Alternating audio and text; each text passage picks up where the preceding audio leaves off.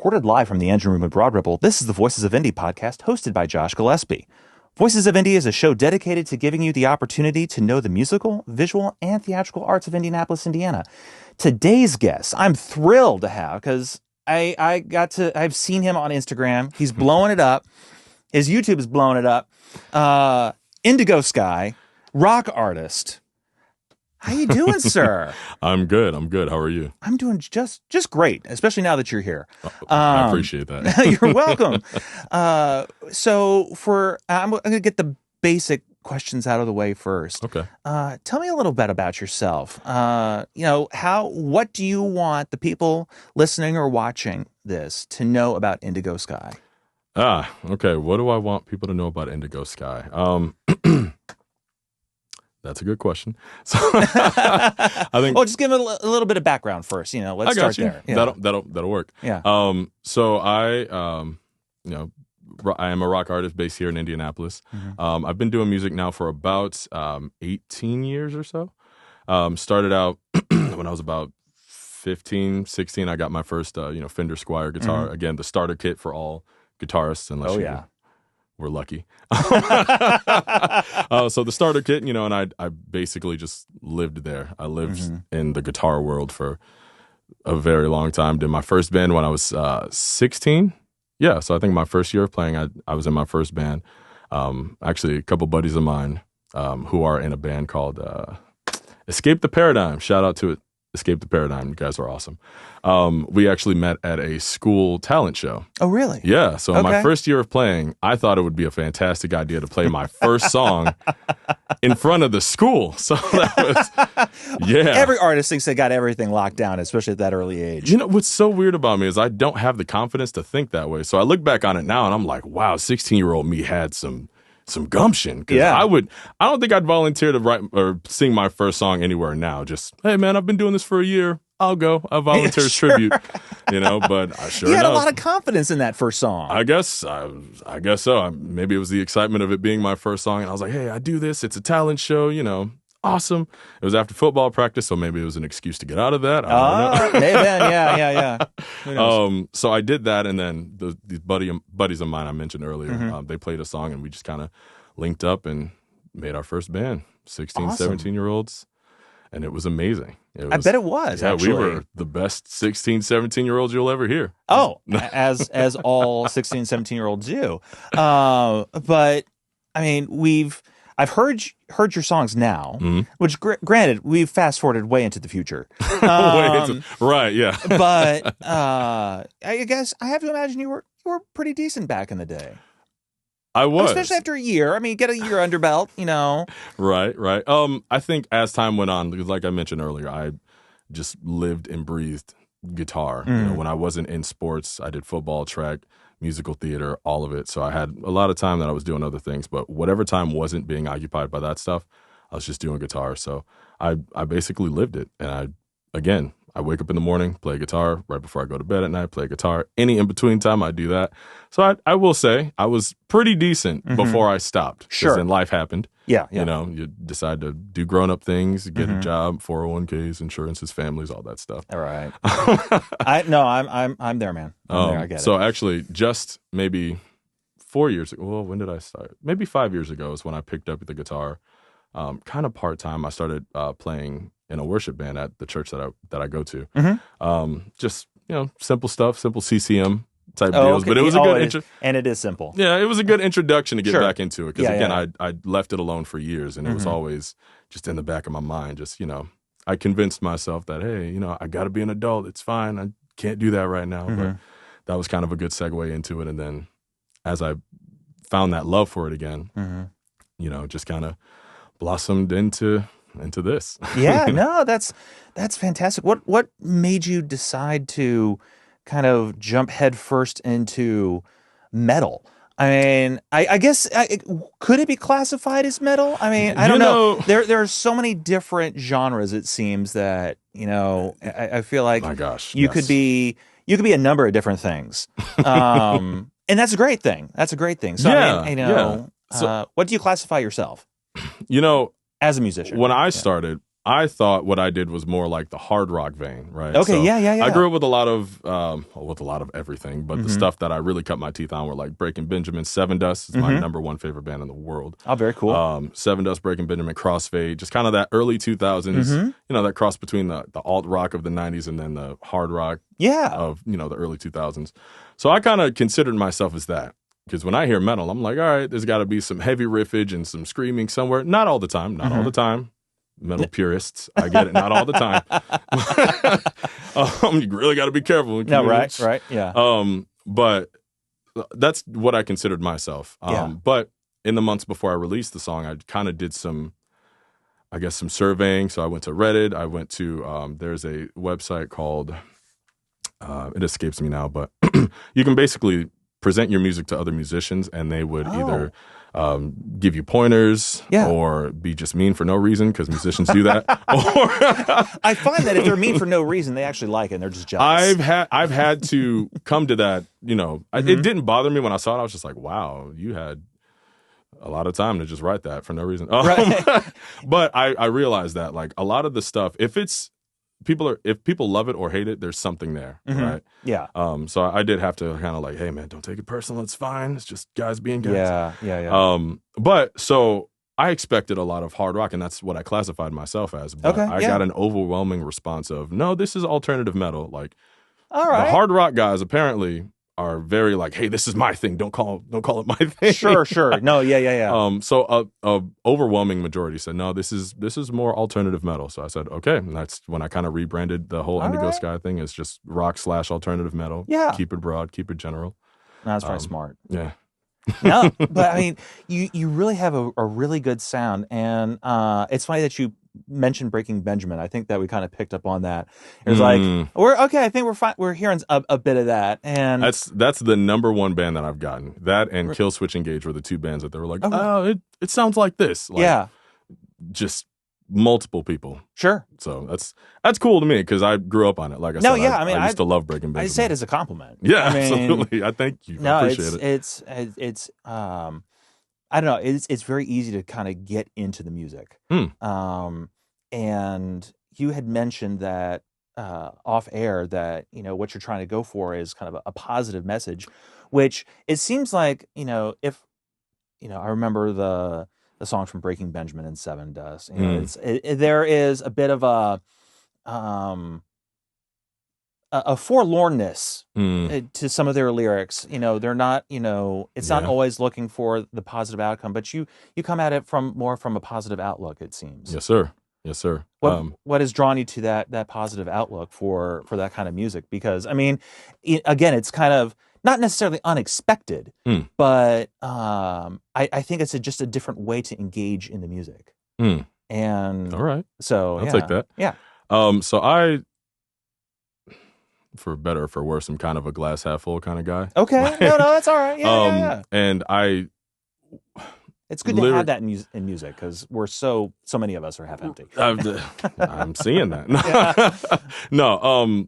So the direction of the music is directly based off of lyrically. I can only write about what I feel, or like I write best, pertaining to how I'm feeling. Yeah. I can write about anything. I can write, I've written songs based off of movies that I've seen. I've written, things like that. But this just kind of, as I started doing this music, as I started the Indygo Skye project, I was just really focused on this aspect of the transition, this aspect of, blossoming into being the person that I want to be and making that decision to do that.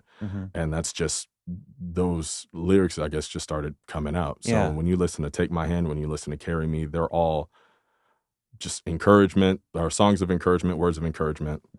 And it either describes, Carry Me is a song that literally describes me wanting to, it starts out as an internal battle, So if you listen to the beginning of the song, the first verse, it's meant to be kind of like a call and response. So make up your mind. What's the word? Is me talking to myself, envisioning me being in the mirror, being like, okay, well, crap or get off the pot, right? Yeah. If there's this passion that's in the back of your mind that you want to do, why are we still not doing it? And then there's that other me that's like, well, we can't, like, there's all these other things, right? There's always a million other things, Yeah. Responsibilities or what have you.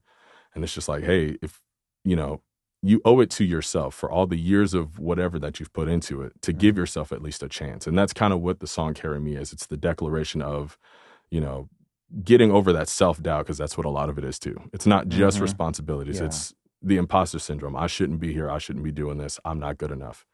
So a lot of that was, Carry Me was the turning point of me breaking that cycle for myself, both musically, lyrically, and otherwise. So very cool.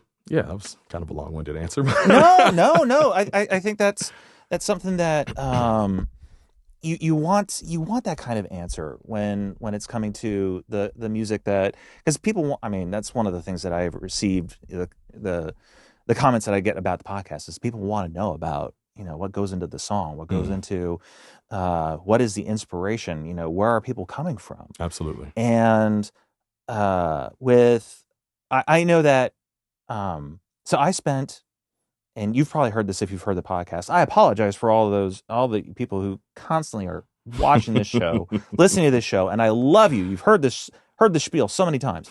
But my background's in communications. And I worked in politics, and for the longest time, like, that was my life. And I wasn't able to find my own voice until I left that world. And you talk about transition. And I think that's why I feel like there was a sort of almost like a rising of the phoenix in Carry Me. Maybe it's the soaring vocals. I'll take it. Which I want to talk about that here in a bit. But I guess speaking about transition really does hit home for me, because that's where I feel like I have been over the last few years, is working through that transition of who I used to be to where I am now. And that's a powerful thing. It is. It really is, man. And it's life-changing. And I've been able to express that through music. And it's life-changing, it's rewarding, it's nerve-wracking. Yes, it is that. So I totally get where you're coming from, and I appreciate that about your music and thanks, man. About your lyrics. No, I seriously, everybody, check out Carry Me if you haven't already. Please. Yeah, no, seriously. But you actually, I do want to ask you this before I get into the one question I'm definitely going to be asking you. You kind of had a moment there on Spotify. It seems like for someone who had not released anything prior, like I got to be honest, kind of a little jealous. How'd you do that? The answer to that question, Josh, is late nights on the laptop. Okay, yeah. Taking whatever video, I had one specifically that there were like surges. I had surges of really diving into the social media. Yeah. I had a video that I was playing through, and the caption or whatever, and it says the song, whatever the song is. I joined and posted to and was banned from about 60 different Facebook groups. Oh, wow. Yeah, like within the first couple of weeks. So Facebook was really the focus. So I just every day, man. And I went to different websites that were curated for musicians by musicians type of deal. Gotcha, yeah. Circulated the music that way, got the feedback, got the responses. From that, I've gotten a lot of positive responses, which is really cool. Yeah. Like I mentioned earlier, a few knuckleheads in there. Yeah, sure. Absolutely. They're just haters. They're jealous haters. You know what? Yes. We'll just call accept it. That's what it is. That's exactly what it is. But it's just a lot of being present on learning about, number one, studying. So before I even released the song, I watched copious amounts of YouTube videos. I did all I'm sure you know. Oh. Yeah. I could probably mention the names that we've all seen. Adam Ivy, Jesse Cannon, Damian Keys. Jesse Cannon. And a lot of Damian. Yeah. It's and they're all in some ways they're all selling you the same thing, but telling you in a different way. Yes. So, and that's one thing that I really had to look at. So what this person was saying, what this person values versus what this person values, but there are similarities. There are underlying things that all of them said. Those are the things that I kind of took out, and I wish I brought it with me. So I have a notebook at home to where, like 3 months before the release, I literally just took notes on whatever, watched a ton of different videos, did this. I have at least half of that notebook filled up with release strategies and all this other stuff, places to go. So many release strategies. So many. Oh my gosh. Man, oh gosh, all to appease the almighty algorithm. Right, yeah, exactly. It's like, do you release one weekly? No. Do you release one monthly? No. Do you release one 6 to 8 weeks? That seems to be the thing that they all tend to agree on. Yeah. Weekly, you're trying too hard. You know, bi-monthly, you're not trying hard enough. It's weird. Exactly. But, a lot of that, man. So a lot of, like I said, Facebook, I did really heavily on Instagram. Not so much lately because I've pivoted my focus to TikTok a lot.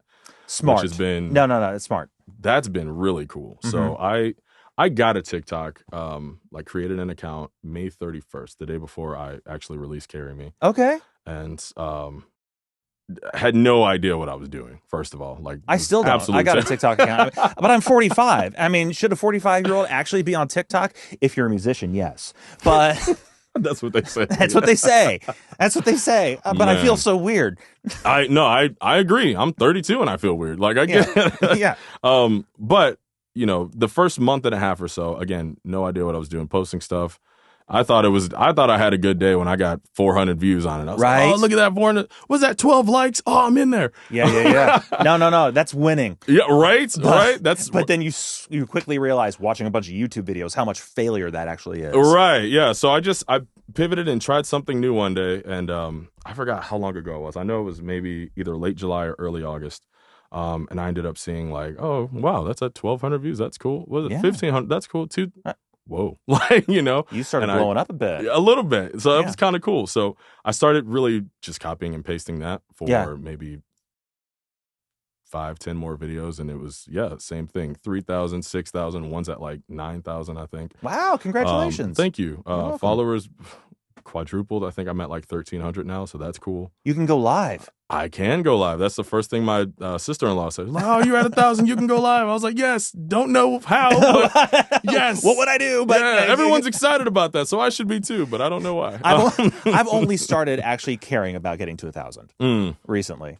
So, I get it. Yeah, it's like, oh, I guess I need to do this. All right. But that was a lot of it, and then I did the playlist thing too. And I didn't buy on for anything, but is the whole finding the information, sending the stuff out there. Hey, this is my song. Do the EPKs and all that stuff. Yeah. I've gotten a lot of denials, like a lot of them. Yeah. So much that I actually enjoyed getting denied.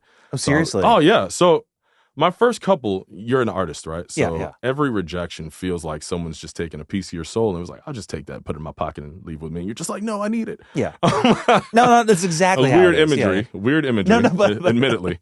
But it's true. But after a while, and none of them, I will say, none of my denials were, obviously like, oh, this is horrible. Yeah. A lot of them were like, okay, this might just be too this for my taste or too this for that. Yeah. I've had maybe 2 that were like, yeah, it's almost there, but it's not there or whatever. Yeah. Okay.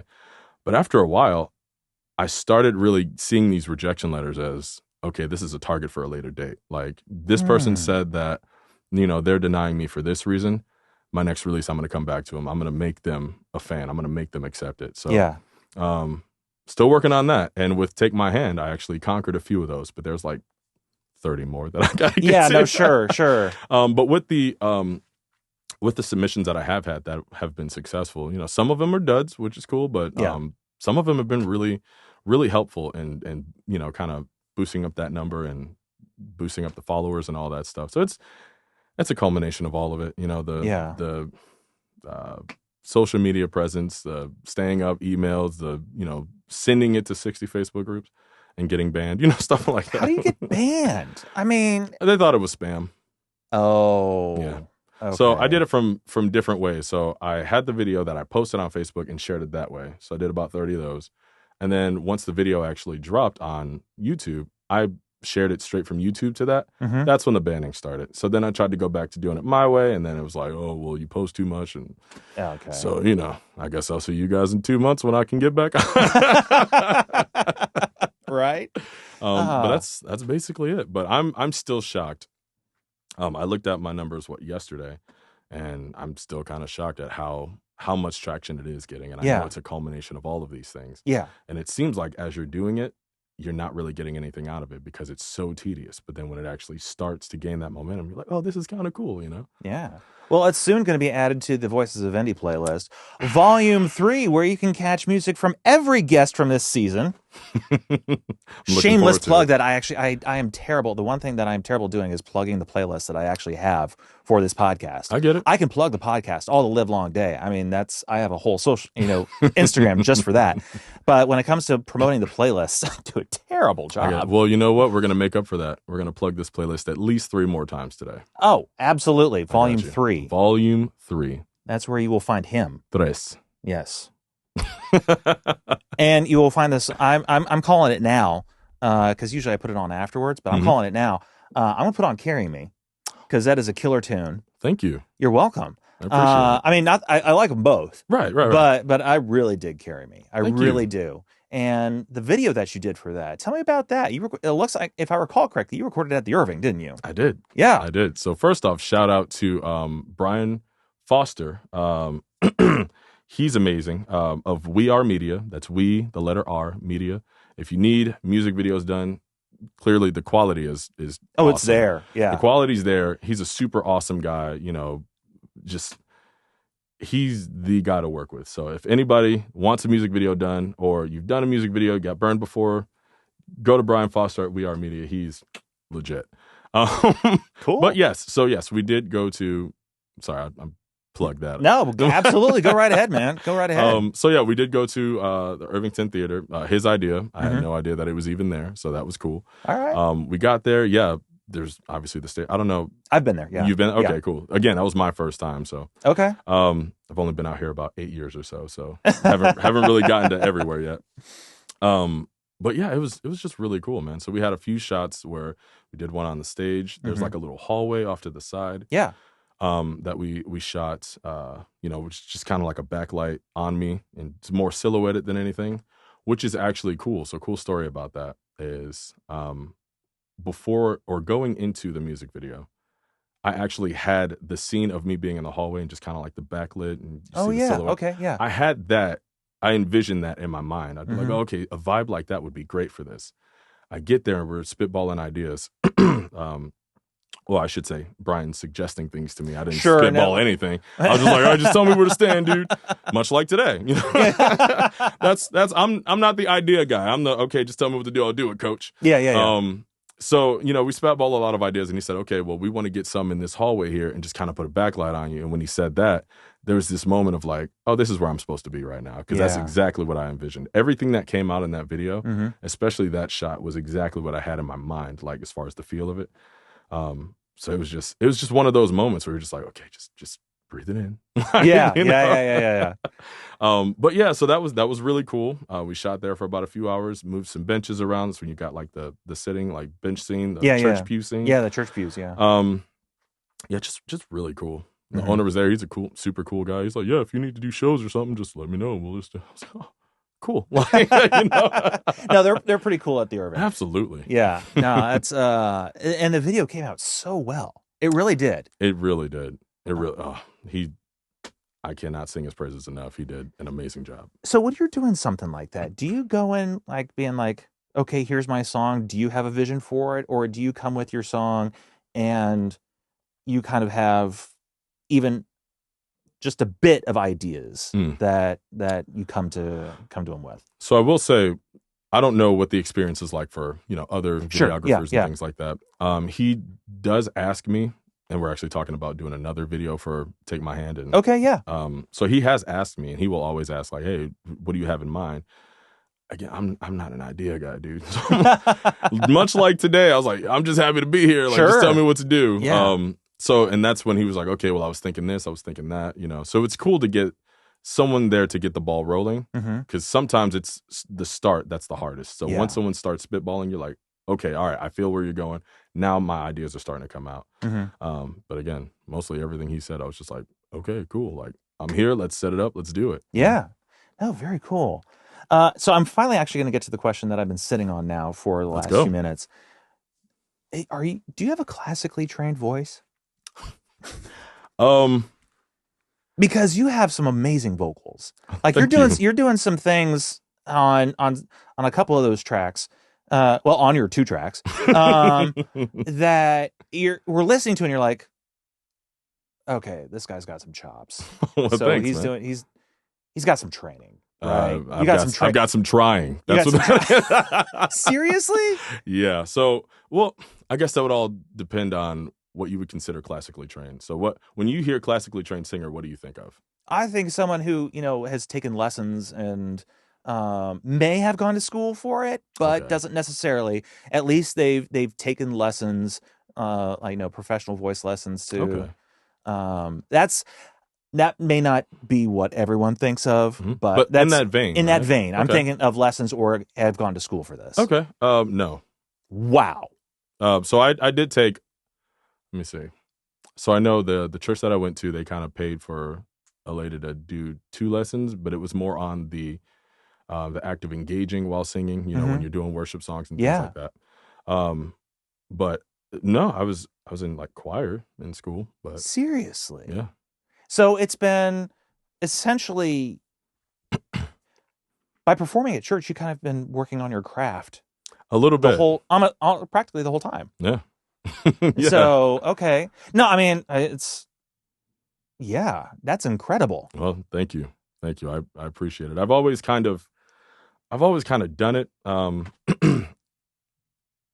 don't know. I never really considered myself a singer. Like even now, I'm just now starting to be like, okay, well, there's something here. I practice, and you do all the practicing and stuff that you need to do for your craft. But I never really considered myself a singer. Until fairly recently. I was always a guitar player first, and then I can kind of hold a note, like whatever. And then I guess wow. I say that because you did not know 16-year-old me. Okay? No, okay, no, that's true. That's true. I mean, you've probably come a long way in that time. I don't give myself compliments often, but I will hold on to that one. I have come a long way from 16-year-old me. Gosh, yeah. It's terrible. Well, I hope at the end of the day, most of us have come a long way from 16-year-old Fair. us. Yeah. Fair. Yeah. No, exactly. Huge shout out to your voice. I mean, thank you. That is, we were, off camera, the Anthony, Nick, and I were just, because we had to show the intern your video. And we were like, ask him if he's classically trained voice, because that's a good voice. That's a really good voice. That's awesome. I appreciate that. So that does something good for me. Not that we need to puff up the artist, because sometimes they can puff up themselves. But I mean, but no, I mean, at the end of the day, that's a pretty stellar voice you got on. Thank you. You're welcome. You're welcome. I appreciate that. What are you working on next? So if you're following the Jesse Cannon method, which if you're not familiar with Jesse Cannon, check him out. If you're he's just one of the many people you can check out. Some of his videos are good. Some of his videos I'm like, I don't know about this. And part of it is it's when he starts really just obsessing on TikTok, because he obsesses on TikTok a lot. But everyone does. I get it. That's the only thing that, not him specifically. It's not like one person's like, you should get on TikTok. And I was like, I should do it. Yeah. But when that's one of those things where it was universally like, okay, well, this is breaking artists. Like down to the person that obsessed over it the least, they at least said, TikTok's doing good for musicians right now. So that's I guess. It's kind of begrudgingly I will accept that. I've kind of taken the opportunity to re-embrace it with my latest release. So I get it, but that means that, again, if we're following the Jesse Cannon method, which I'm not holding you to that, but if you are, another release should be coming sometime soon, I would think. Sometime soon. This is where I kind of deviated a little bit. Okay, so I did record 3 songs all at one time: "Carry Me," "Take My Hand," and the third song that I have. All right. The third song that I have not released yet is the first song that I wrote when I decided to start doing music again. Period. Really? it's more in the vein of like the 90s alt rock bands. So it's, it's got some Splendor, some Bush Inject to that it. into my veins right now. With a little Do bit it. of pop punk in it. So I've held off on that a little bit because I'm like, man, it's so different from what I've, been classed into now. Sure. Yeah, I get that. So now I'm like, all right, well, algorithmically, like if I push this, it's going to be to a completely different demographic, which might hurt like the stuff that I've already got going on. But then there's that other side of me that's like, dude, you're not to say this in a negative way for anybody else who's, starting out, but like, who are you? Like no one's waiting for it. You know what I mean? Like you don't have a fan base. That is probably some of the best advice that I have received from Anthony. And because the album that I'm working on now, I mean, if it had been my 2 cents, this thing would have been out and, everything would be taken care of now. And he didn't mean this negatively, right? But he was like, "Who's waiting for this? No one." Right. It's you. You're putting the timeline on this, and I was like, "Okay, yeah, that's true.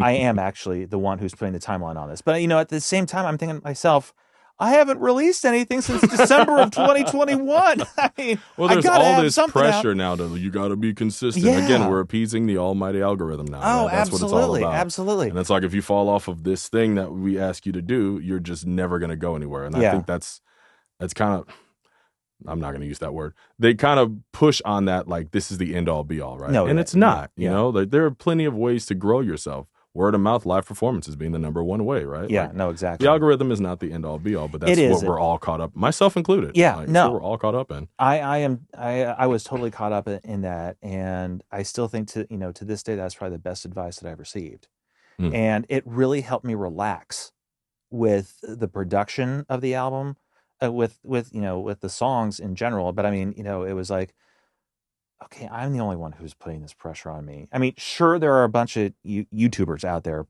probably putting the pressure on me, but they don't know me. Right. You don't know me. Exactly. I say that with two, with two intentions. You don't know me, and clearly they literally don't know me, so they don't care. Right. So it's yeah, it was. I don't know. It was a bit freeing advice to receive. To be like, no one is expecting this. And again, not said in the worst way, just, but just like, it's me. I'm the only one who's expecting this. And I think that because it's me is what makes it harder for me to actually pull the plug on just releasing and just get it out there. Cause I'm like, no, it's going to be, I just got to get out of my own head. That's a big problem. No, that I have. Getting out of your own head and being concerned. I had a guest on last week, and she was talking about a couple of different songs that she's working on, and one she said is kind of a hip hop tune, and one is a kind of a country tune, and they don't necessarily Elizabeth Lee. Yeah, you watched it. All right, I'm a fan, man. That was not lip service. Oh, I'm a fan of the show. I appreciate that. Absolutely. So Elizabeth Lee was talking about how it doesn't match with the rest of it. And I'm like, release it anyway. Absolutely. Yes, the algorithm wants everything to be the same, but I don't think listeners actually want everything to be the same. And that's who fans are, who we are trying to make. That's gold right there. Yeah. And thank you. I don't say a lot of gold things on here, but that was gold. And again, I come from an album era.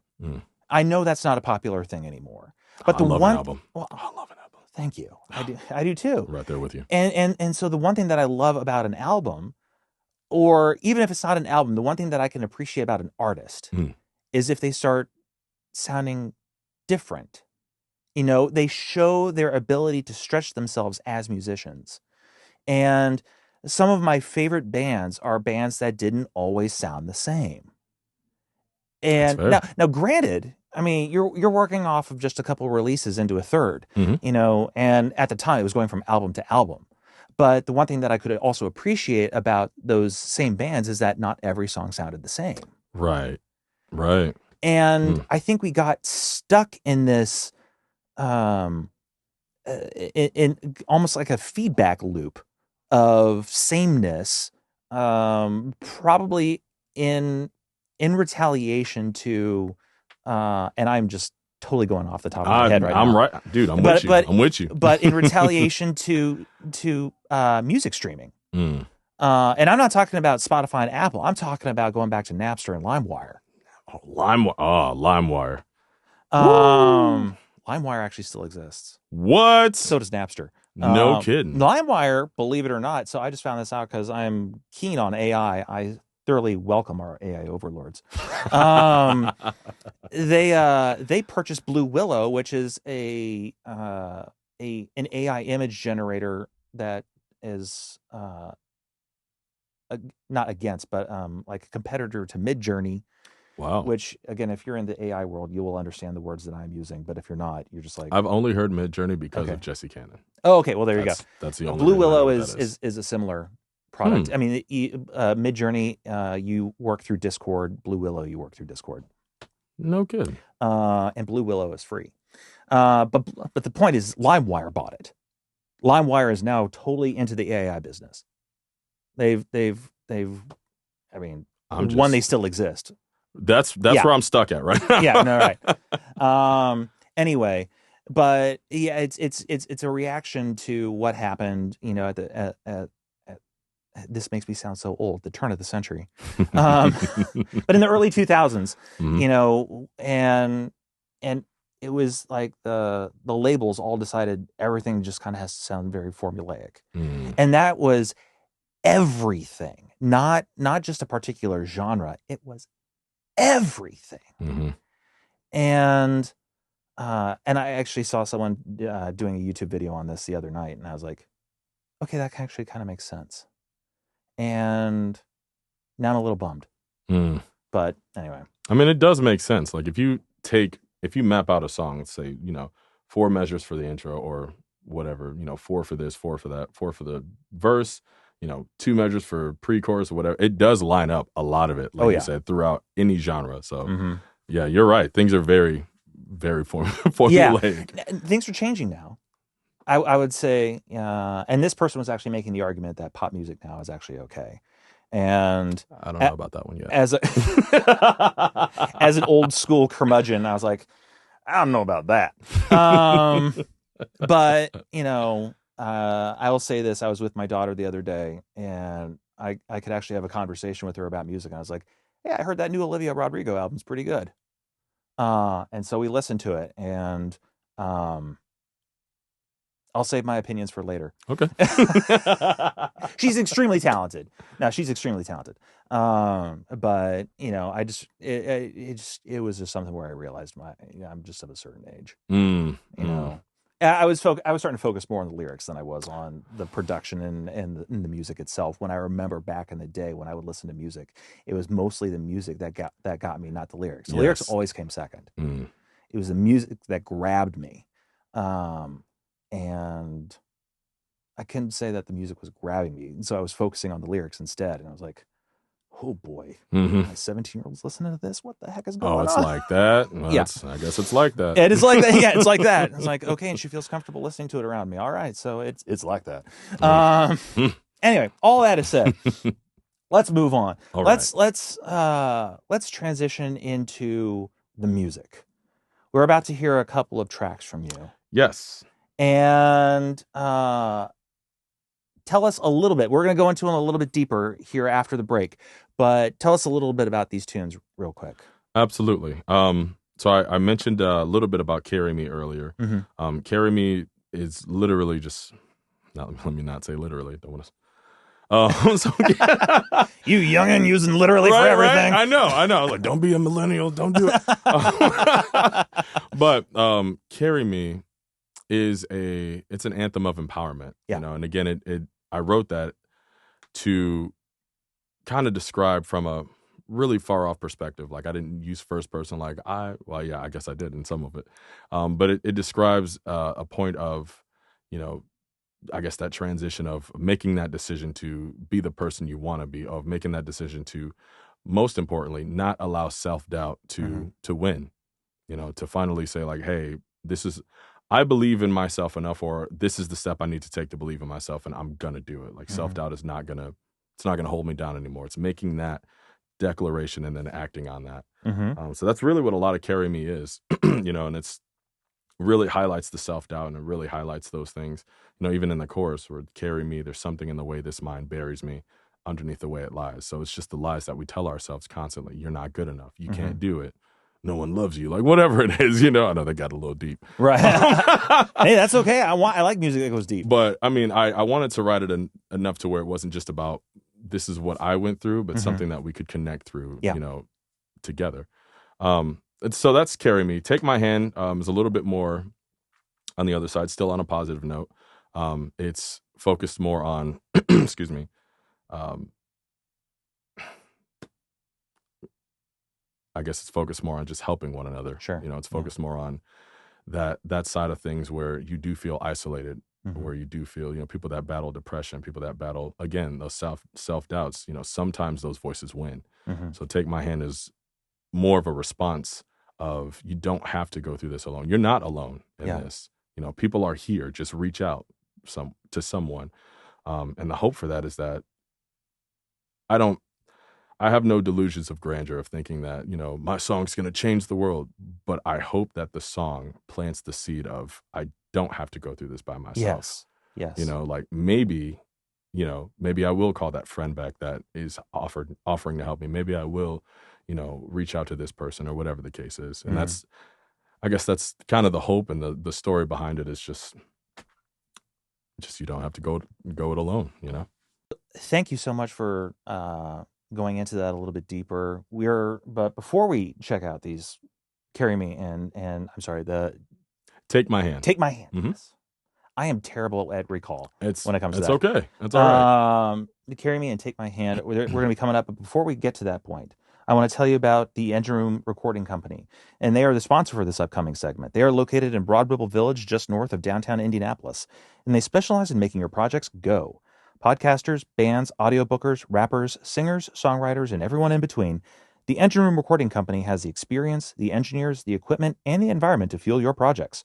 Check out Broad Ripple's recording studio by visiting for more information on their services, artists they recorded, and gear they have at engineroomrecordingcompany.com. And be sure to visit their Instagram page by searching up at Engine Room Recording Co. And we will be right back.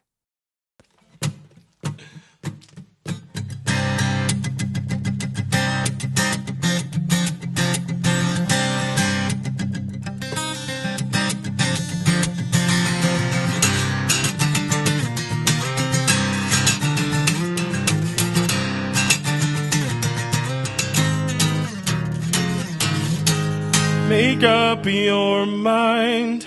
What's the word? I'm sick of being nothing.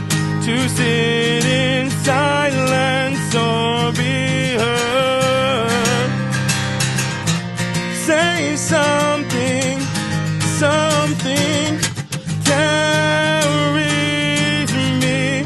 There's something in the way, something in the way this mind buries me underneath the way it lies. I have decided once and for all, no longer will you carry me. There's something in the way, something in the way this mind buries me underneath the way it lies. So let the truth be known. There is no time for cowering. I've waited here for too long. Carry me. There's something in the way, something in the way this mind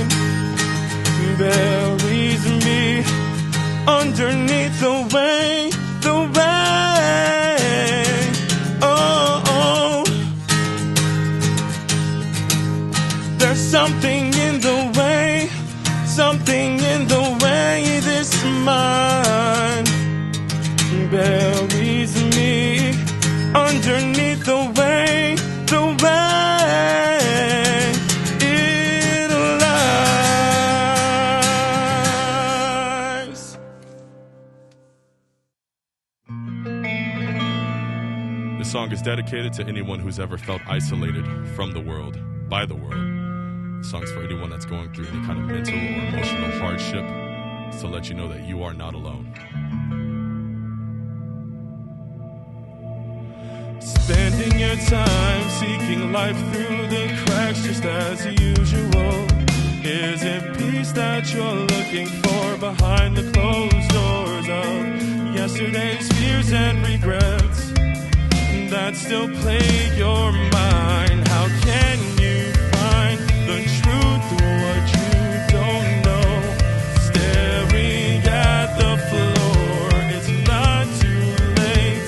Pick yourself up and live again. Go and live again. When it seems the ground is falling, I'll always be right there. Take my hand till you find the strength to stand on your own. Take my hand. I know this pain that you're feeling. You don't have to go it alone. Lying awake just as still as the night looming overhead before the sun drags across the sky, slipping into a tunnel of pure loneliness. The only thing that you'll find is locked away inside the deep decay. Your mind is not too late to live again. Go and live again. I'll be right there.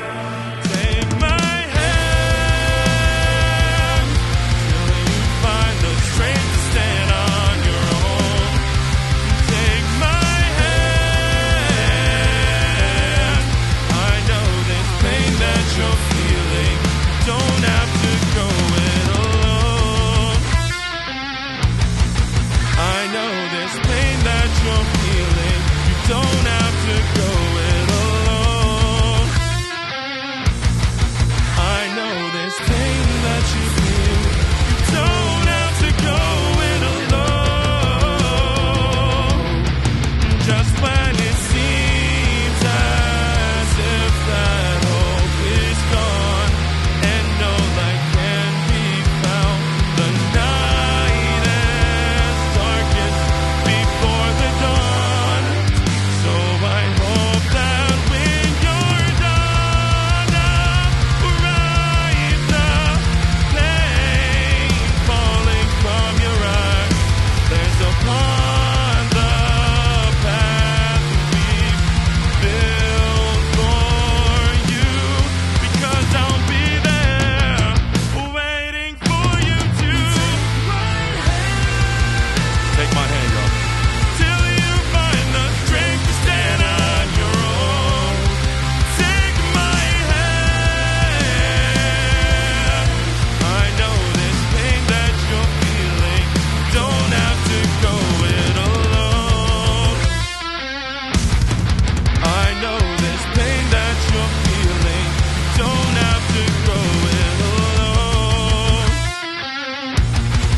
I know this pain that you feel. You don't have to go it alone. And this next segment is brought to you by Indianapolis Independent Entertainment. IIE LLC aims to help local DIY artists, freelancers, and businesses within Indianapolis by establishing a network of creatives who can connect with each other to generate more paying opportunities. Their goal is to eliminate some of the intimidating barriers within the entertainment industry and expand the local art and music scenes in Indianapolis. Interested individuals can learn more about IIE by visiting their website, www.indyent.com. That's INDYINDIEENT.com, and fill out a free application to discuss how you and IIE can redefine making it together. And welcome back, guys.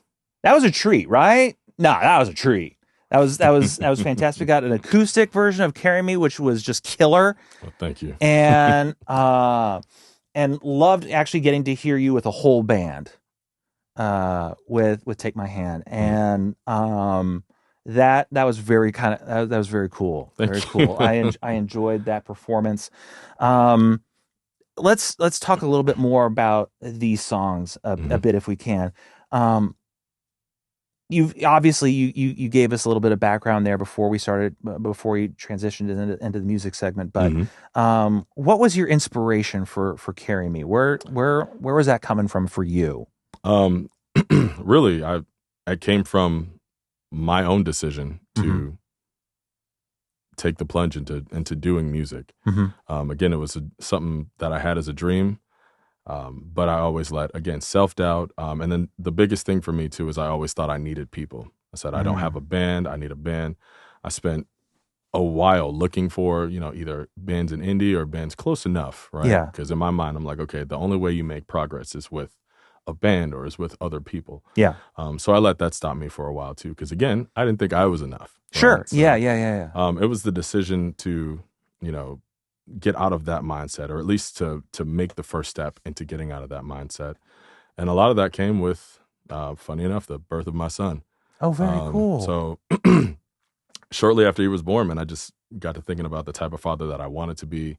Really, I'm grateful to have a great father. So I'm like, okay, emulate that. Cool. But what else, right? Yeah. And one of the things for me is I wanted to be able to tell him to, follow his dreams. If you have a passion, I want to be able to say, follow it without my son being like, well, you didn't, Dad. And then it's just like, ah. So, I wanted to be able to say, you can do this if you put your mind to it, and to show him through me that, I don't really know how to articulate that well. I'm tracking with you though, because I know that when I wrote my first album, to me it was a way to kind of show something to my kids. Something to pass along in a way. But at the same time, my first album is all about me trying to break away from who I was in the past. Right. Absolutely. And so that's how I saw, just kind of like, initially I was just kind of doing an album on a lark. But it became much more serious. Absolutely. As it should, because you're great. Thank you. Well, I mean, it's like once you start doing it, it's like, okay, now I'm in it. Right. Once you turn that faucet on, dude, it's just flowing. It's coming out. And I think that kind of took my wife by surprise. And I'm like, I'm sorry, this is where I am now. I love it. Yeah. I love it. And the support's there, right? For the most part. Well, sure. It's always going to be for the most part, and that's fine. Yeah, no, that's exactly. Now, Take My Hand. Yes. Another one. I'm also kind of jiving with you on this one. Just, it is, in a sense, I mean, when I listen to that song and I think about what the stuff that I'm working on, how it is a connection between depression and faith. And how those two commingle at positive and negative times. Absolutely. And I hear something like Take My Hand, especially the introduction that you gave. And I see that as, just a positive, a thing that you can kind of hold on to. Thank you. Talking to reaching those people who are in a state of depression, because I feel like right now, there are just so many people still there. I mean, not just because we're coming out of the pandemic in many ways, but I mean, it was probably there beforehand, and the pandemic just exacerbated it. Absolutely. And I mean, the dangerous thing, one of the dangerous things about the social media age is we've become very good at hiding it or masking it. Yes. We've become extremely good at masking it. So the person next to you who you think is all happy-go-lucky, I've learned, and I heard this expression and it really resonated with me. The people that smile the brightest hurt the most. And I've learned that just through the people that I've met and the conversations that I've had. I was in trucking for many years, so I was able to meet a lot of people. And still am. I shouldn't say I was in trucking, but no, I get it. We got the real job, right? But yeah, it's just something that I learned. And funny story about Take My Hand is I actually wrote that when I was 19. Oh, really? No, I'm sorry, 20. I was 20 when I wrote that song. Really? Yes. And that's just, again, I've always had this, for one reason or another, with my own experiences, I've always had this pull toward, helping others out that are in that, because I've experienced that myself, at a younger age. Again, things happen. Everybody has a past, right? Yeah. And I've always just kind of resonated with, okay, helping people, pulling people out of that. And yeah, Take My Hand just kind of came together. It's actually funny. I was in college. I was at IUSB, and I was recording. I had a tech metal band I was in, like technical death metal band I was in back then. Wow, I love it. Yeah, oh yeah, that's a lot of stuff. There are a lot of layers there that we're not getting to today. But this just means I need to have you back. There's a lot. There's a lot. But I decided, I was like, man, I kind of want to write my own song, and I had the idea for Take My Hand. So literally, music hit me Wednesday. I wrote the lyrics Thursday, and then I went to a buddy of mine. We were recording in his basement, and I pretty much wrote it Friday. Oh wow! So it's one of those things, man. But it's one of those songs that's, without again sounding too, but it's one of those songs that's just kind of given to you. Yeah. Yeah. Yeah. Have you ever experienced that? Where you're just like, this happened so easily, and there was really minimal effort on my part. Like, it's kind of, you were just being used as a vessel, like just throwing that out there, and it's Take My Hand's one of those songs, but it does come from a sincere place of wanting to help others that are feeling that hurt, that are feeling that pain, yeah. Without going too far into it, but. Well, last question that I have for you. Absolutely.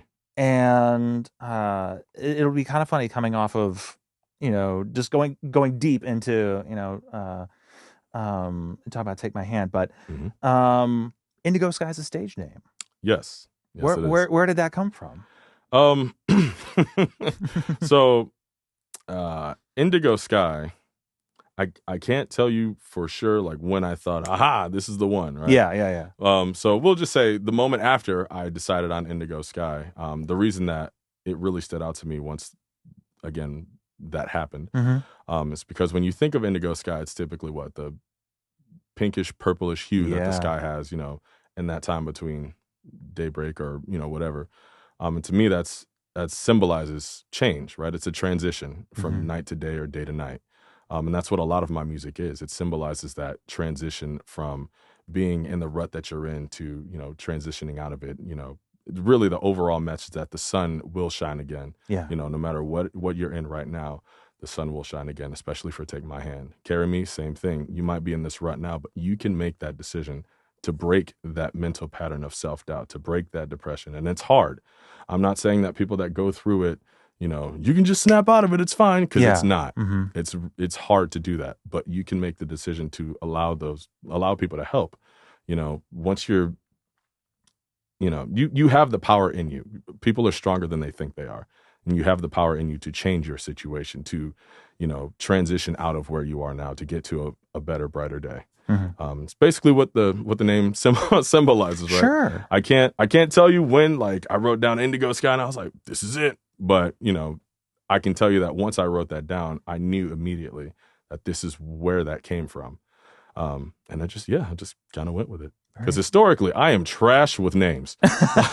Anybody that's ever been in a band with me, and I'm tagging all of them when this comes out so they can verify it, I am trash with names. So when this happened, I just, it was one of those where there was no second guessing it, because I know it came from a real place. Yeah. And it carried synonymously with everything that my music is about right now. So just kind of went ahead and went with it. Very cool. Very Absolutely. cool. And it was always supposed to be a band thing, so it's kind of weird being referred to as Indygo Skye. Sure. Well, maybe the other people will probably come in as, eventually. For sure. Yeah. For sure. And then Indygo Skye will form as it is. Absolutely. So last thing, anything that we've left out that anything you want to get off your chest? Well, I do have, so my first song ever on Spotify was a collaboration that I did with a guy named Jordo over in the UK that I met on Reddit. That was cool. Oh. We've actually done 2 songs together since then. That is on Spotify. Actually, that is everywhere. So if you look up, if you go to my Spotify page, You'll see it in the also appears on, or Okay, same thing in Apple Music. It's down there at the bottom. You'll see Jordo featuring Indygo Skye. The latest one we did was Wasting Away. The first one was Not the Same, and they're more like pop punk, pop rock type deals, because I love me some pop punk. I'm gonna check that at least out. back in the day. Yeah.